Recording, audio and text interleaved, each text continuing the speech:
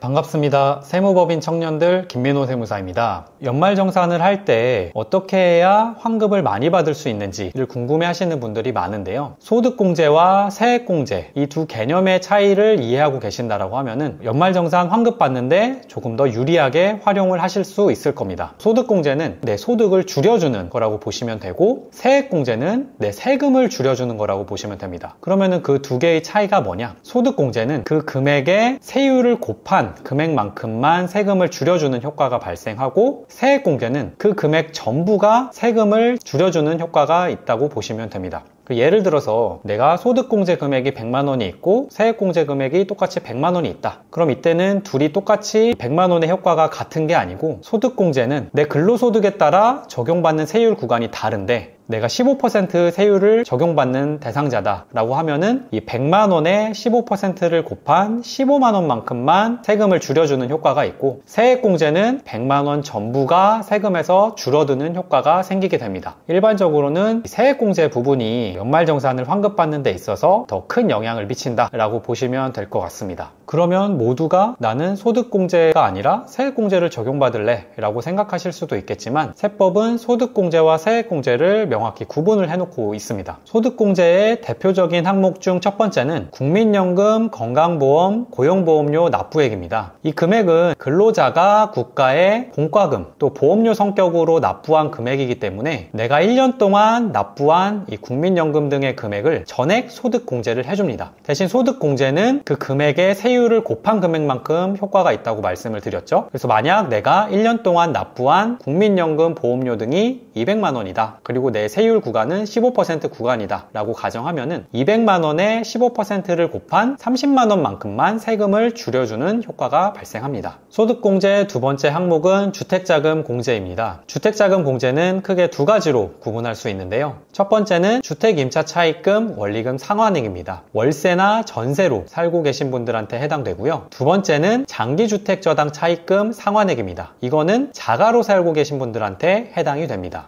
첫 번째, 주택임차 차입금 원리금 상환액은 내가 월세나 전세를 살기 위해 은행에서 월세 보증금이나 전세금을 빌리고 이 빌린 금액에 대한 원금과 이자를 갚아 나가는 금액에 대해서 40%만큼 소득공제를 해주겠다는 겁니다. 예를 들어서 내가 은행에서 전세 보증금으로 1억 원을 빌렸고 1년 동안 이 1억 원에 대한 이자와 원금으로 갚은 금액이 1000만 원이다. 그러면은 이 1000만 원의 40%인 400만 원을 소득공제를 해주겠다는 겁니다. 그런데 소득공제는 세율을 곱한 금액만큼만 효과가 있기 때문에 내가 만약 15% 구간을 적용받는다라고 하면은 400만 원에 15%를 곱한 60만 원만큼 세금이 줄어들게 됩니다. 두 번째, 장기주택저당 차입금 상환액은 내가 자가주택을 구입하면서 주택담보대출을 받고 그 대출에 대한 이자 갚은 금액을 소득공제 해주는 것을 말합니다. 앞에서 말한 것과는 다르게 원금에 대해서는 공제를 해주지 않고 요건별로 600만 원부터 2천만 원까지 한도가 있지만 이 한도 내에서 이자 금액은 전액 공제를 해줍니다. 예를 들어서 내가 주택담보대출에 대한 이자를 갚은 금액이 1000만 원이면 소득공제는 이 금액의 세율을 곱한 금액만큼 효과가 있기 때문에 만약 나의 소득이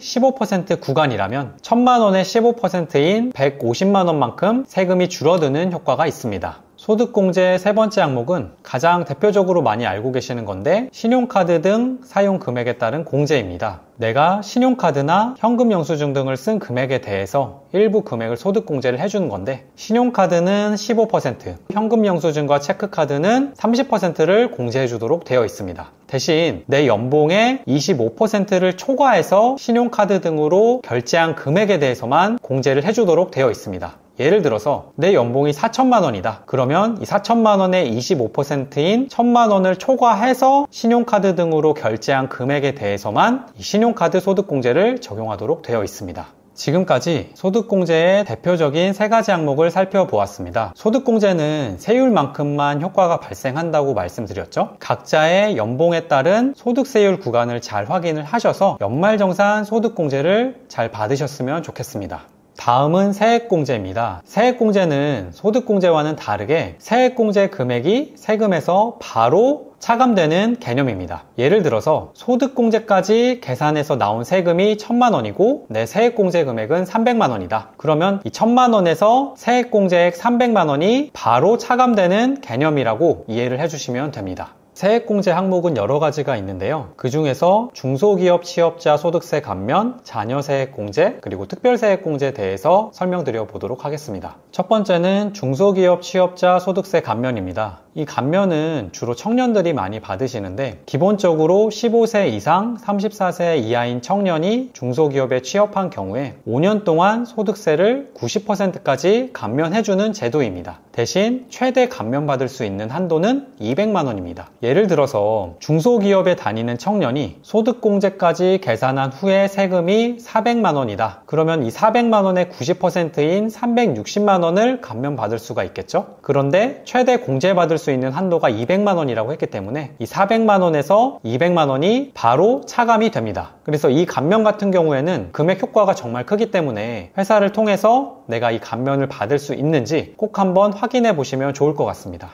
두 번째는 자녀세액공제입니다. 내가 8세 이상 20세 이하인 자녀가 있는 경우에 자녀 1인당 15만 원씩 세액공제를 해줍니다. 대신 셋째부터는 30만 원씩 공제를 해주도록 되어 있습니다. 예를 들어서 내가 자녀가 3명이다. 그러면 2명까지는 각각 15만 원씩 해서 30만 원, 셋째부터는 30만 원 공제해주니까 총 60만 원의 자녀세액 공제를 받을 수가 있습니다. 이 자녀세액 공제는 자녀를 인적공제 대상자에서 누락하지 않았다라고 하면은 자동으로 반영이 되겠지만 이 자녀세액 공제 금액을 기억하고 계시다가 연말정산을 할 때 한번 체크를 해보시면 좋을 것 같습니다. 세 번째는 특별세액공제입니다. 이 특별세액공제는 보험료, 의료비, 교육비, 기부금 세액공제로 나뉘어집니다. 보험료는 내가 1년 동안 쓴 금액의 12%를 기본적으로 공제를 해줍니다. 의료비와 교육비는 15%씩, 기부금 같은 경우에는 15%에서 30%까지 세액공제를 해주도록 되어 있습니다. 근데 보험료나 의료비는 연말정산 간소화 자료에서 대부분의 금액이 확인이 되지만 교육비와 기부금 같은 경우에는 이 연말정산 간소화 자료에서 확인되지 않는 경우도 있기 때문에 기부금 영수증이나 교육비 영수증을 종이로 받아서 회사에 꼭 지출을 해서 연말정산을 하는데 도움이 되셨으면 좋겠습니다. 지금까지 소득공제와 세액공제의 대표적인 항목들을 살펴보았습니다. 소득공제는 그 금액의 세율을 곱한 금액만큼 효과가 있다고 설명을 드렸고, 세액공제는 그 금액 그대로 세금에서 바로 차감된다고 설명을 드렸습니다. 이 두 개념의 차이를 이해하고 계시는 것이 중요할 것 같고요. 실제로 연말정산을 할 때 소득공제와 세액공제가 많은 부분을 차지하고 있습니다. 따라서 연말정산 PDF에서 내 소득공제와 세액공제 항목을 잘 살펴보면 좋을 것 같고요. 혹시 이 PDF에서 누락된 자료가 있다라면 그 자료들을 잘 챙기셔서 연말정산 하는데 도움이 되셨으면 좋겠습니다.